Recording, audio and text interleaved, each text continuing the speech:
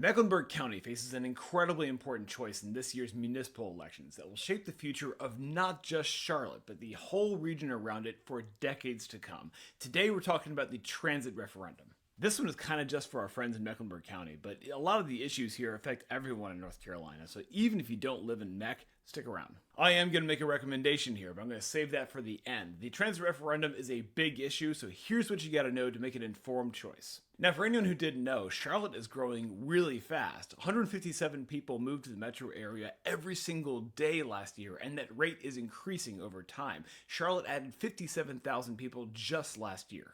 And that's great. Charlotte is an awesome city. Obviously, it's not perfect, nothing is, but I will always stick up for Charlotte. It's a great place, and people should be proud to live there. But growth means growing. With more people, you gotta invest in better transportation. Charlotte's traffic is already bad, and if we don't prepare for the growth that we know is coming, we're gonna wind up looking like Atlanta. Enter the Mecklenburg transit referendum. Voters in Mecklenburg are being asked if they want to increase the county's sales tax by 1% to fund transit improvements all over the county. Essential goods like groceries, gas, and medicine are exempted from the new tax rate. And the Mecklenburg economy is so gigantic that just that 1% increase is estimated to generate about $19 billion over the next 30 years. And by the terms of the referendum, that money will be spent 40% on roads, 40% on rail, and 20% on bus improvements. Now, ideally, our state government would foot the bill for huge capital improvements like that, but if you've been keeping track, then you know that our state lawmakers are not going to do that. The Republican leaders of our state legislature hate Charlotte and the people who live there because of their politics. Our state lawmakers are never going to spend money to help Charlotte thrive, and this is why.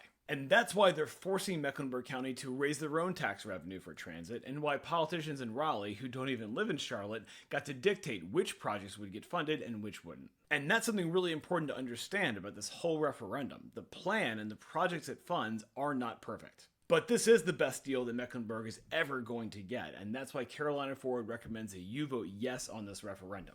This is an investment in the future of this whole region, and it is in your direct self-interest.